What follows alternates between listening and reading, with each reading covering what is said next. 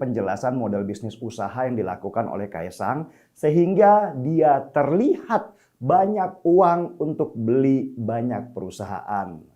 Tapi sebelumnya, tolong kasih tahu Rizal Ramli dulu ya supaya nggak nonton video ini.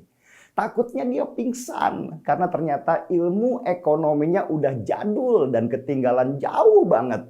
Karena lebih sibuk pengen jadi presiden daripada menambah ilmu tentang model bisnis baru yang sekarang sedang berjalan. Oke, saya analogikan dengan sederhana ya. Anggap aja lah saya punya warung kecil di sekitar rumah. Warung saya ini omsetnya sekitar 50 juta rupiah setiap bulan. Nah, saya pengen nambah bisnis supaya juga menambah penghasilan. Bisnisnya bisnis gym. Karena lihat orang-orang suka nge-gym sekarang. Dari mana saya dapat uang untuk bikin usaha tambahan gym? Gini caranya. Saya valuasi dulu warung saya. Warung saya omsetnya 50 juta rupiah sebulan. Kalau dihitung setahun berarti omsetnya ada 600 juta rupiah. Kalau saya hitung 10 tahun ke depan misalnya, berarti omset warung saya bisa mencapai 6 miliar rupiah dalam 10 tahun. Jadi itulah yang disebut nilai warung saya selama 10 tahun ke depan sebesar 6 miliar rupiah. Saya namakan itu sebagai present value. Apakah duit 6 miliar rupiah itu sudah ada di tangan? Ya belum dong, namanya juga cuma hitung-hitungan. Tapi hitungan valuasi ini bisa saya jual ke teman saya. Anggap aja namanya Musni Umar yang kumis tipisnya bisa meruntuhkan hati emak-emak sekelurahan. Nah, saya ajak tuh si Musni Umar. Mus, gua mau gedein usaha nih. Mau buka tempat gym. Butuh duit sekitar 100 juta rupiah.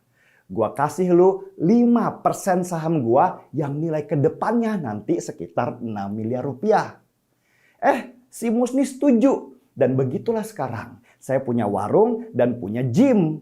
Karena sudah punya 2 usaha, maka nilai perusahaan saya pun bertambah. Saya lalu mencari investor lain, namanya Fadli Zong. Saya bilang ke dia saya mau bikin usaha baru, yaitu warteg. Saya kasih dia saham dan saya dapat duit dia. Terus begitu sampai akhirnya saya punya 10 usaha. Mulai warung sampai warteg yang nilai 10 tahun ke depannya bisa mencapai sekitar 60 miliar rupiah. Bayangkan ya, dari satu warung yang omsetnya cuma 50 juta rupiah per bulan, sekarang saya jadi pengusaha dengan 10 usaha dan nilai perusahaan 60 miliar rupiah. Terus bagaimana supaya nilainya bisa bertambah lagi? Ya, saya jadikan perusahaan saya TBK. Bahasa kerennya saya IPO-kan. Sebagian saham saya jual ke publik. Nilai perusahaan saya pun bertambah 10 kali lipat. Begitu juga nilai saham Musni Umar dan Fadli Zong. Mereka cuan besar karena mereka investor pertama yang percaya pada saya. Begitulah model bisnis sekarang dan begitulah kenapa Facebook, Google, YouTube bisa tumbuh jadi perusahaan raksasa. Di belakang perusahaan-perusahaan raksasa itu ada permainan skema keuangan yang sangat canggih. Keuntungan para investor bahkan bukan lagi dari omset perusahaan, tapi nilai atau kenaikan harga sahamnya. Karena itulah untuk menaikkan nilai atau harga saham, perusahaan biasanya butuh nama besar yang bisa dijual. Disitulah perannya Elon Musk, Jack Ma, Mark Zuckerberg, Steve Jobs, dan lain-lain. Di Indonesia kita kenal dengan nama Nadiem Makarim, Raffi Ahmad, Kaisang, Deddy Corbuzier, dan banyak lagi. Mereka sudah tidak membeli perusahaan lain dengan uang sendiri, tetapi pakai uang orang lain, yaitu para investor-investor baru yang menawarkan uangnya supaya bisa kita kelola dan mendatangkan keuntungan besar buat mereka 10 tahun ke depan. Ini memang model bisnis milenial, bukan baby boomer yang butuh kerja puluhan tahun supaya perusahaannya besar. Raffi Ahmad sendiri hanya butuh tahunan untuk menaikkan nilai perusahaannya dari yang pertama dia bangun dan sekarang ditaksir bernilai 2 triliun rupiah. Bisnis utamanya bukan lagi konten YouTube, tapi sudah merambah ke klub sepak bola segala.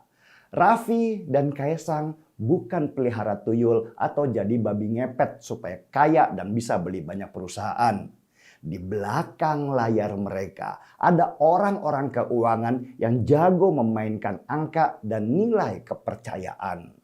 Raffi dan Kaesang punya nama besar yang dipercaya untuk menaikkan nilai saham perusahaan dan memberi keuntungan buat investor ke depannya.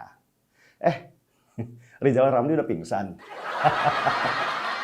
Rizal Ramli bisa tambah pingsan lagi kalau melihat model bisnis metaverse. Yang ini lebih gila lagi karena semua bisnis dilakukan secara virtual.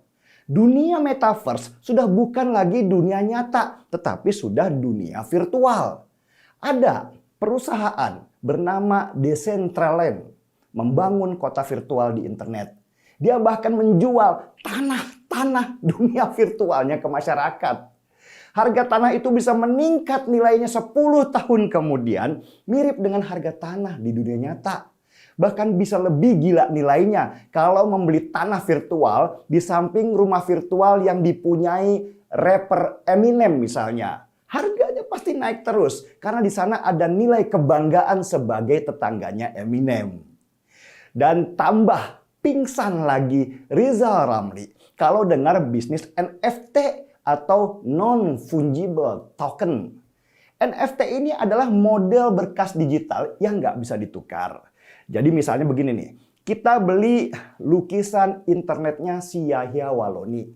Kitalah satu-satunya yang punya lukisan itu berdasarkan kode unik yang kita punya. Ini memang mainannya kolektor yang senang menyimpan barang-barang unik.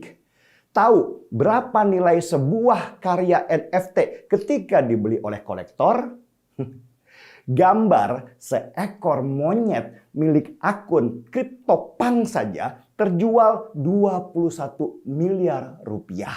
Dan harganya akan terus naik kalau si kolektor mau menjualnya lagi. Bahkan ada karya seni milik Mike Beeple berupa lukisan internet yang terjual 1 triliun rupiah untuk sebuah lukisan internet. Dan yang terakhir, Rizal Ramli pasti akan teriak-teriak kalau tahu ada mendengar seorang bernama Gozali yang asalnya dari Semarang yang berhasil menjual foto selfie-nya seharga hampir 14 miliar rupiah. Gila kan? Foto selfie dia doang dihargain segitu besar. Mana si Gozali ini wajahnya biasa-biasa aja lagi, seperti orang kebanyakan. Mungkin karena wajahnya yang biasa itulah foto selfie-nya dihargai 14 miliar rupiah. Coba wajahnya ganteng kayak Ariel Noah. Belum tentu ada yang mau beli foto selfie-nya.